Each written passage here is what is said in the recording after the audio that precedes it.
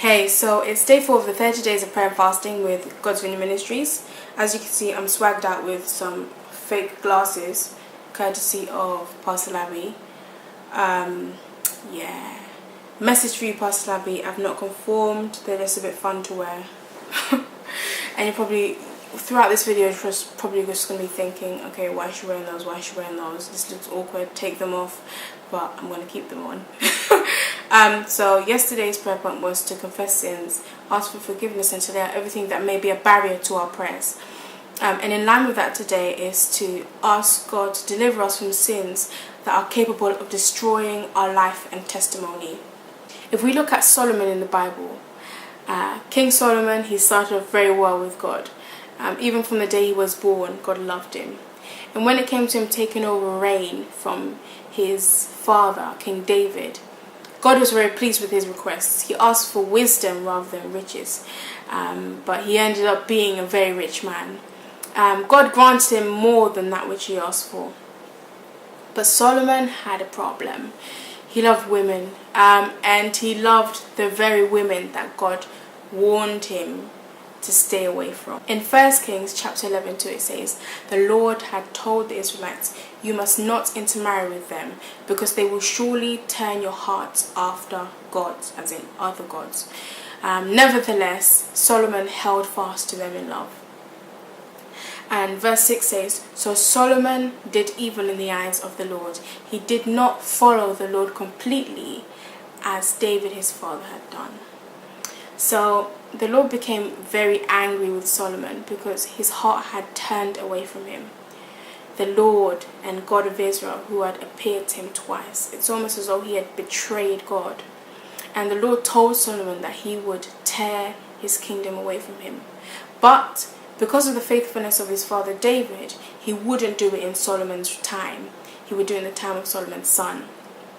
So as you can see, Solomon's sin destroyed his testimony and it affected his descendants. Next prayer point is to ask the Lord to keep us in the year 2040 from committing the sin that leads unto death. 1 John 5:16-17 talks about the sin that leads unto death. And in many areas of the Bible it talks about sin leading to death. It says that the wages of sin is death. If we look at the prodigal son story, in Luke 15:24, his father, when welcoming back his son who had turned his heart away from him, says, for this son of mine was dead and is alive again. He was lost and is found. Here he's talking about spiritual death. But know that there is sin that leads to physical death. You know, everybody's story and relationship with God is different. How God handles my actions could be different to you because I have a different life to you. But know that God is always a just God.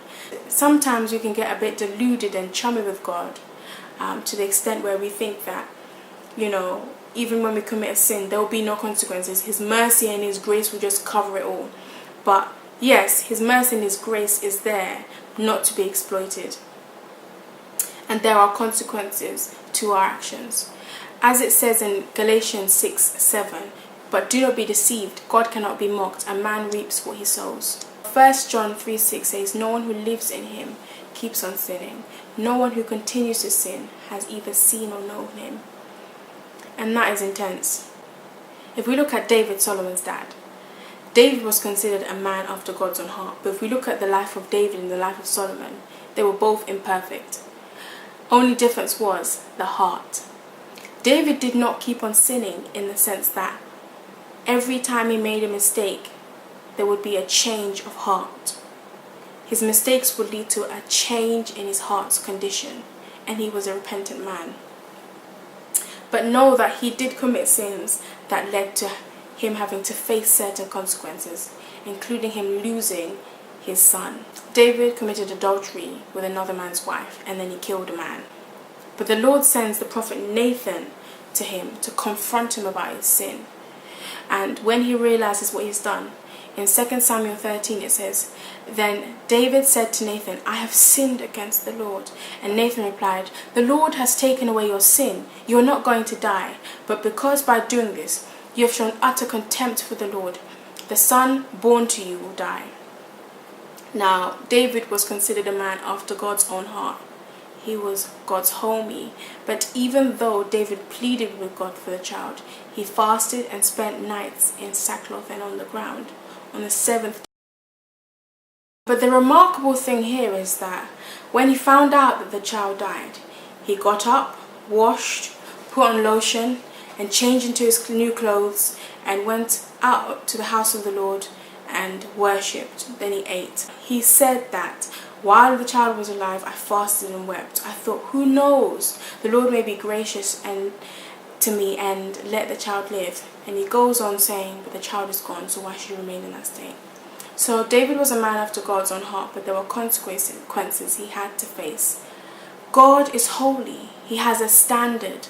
In 1 John 3:3 it says, all who have this hope in him purify themselves as he is pure. So that's the second prayer point. Let's not push it. God sees our heart. Let's commit it to God in prayer. Should we keep on sinning so that grace may abound? Surely not. The grace is available for us, but not to be exploited. It's there to help us overcome. God bless you.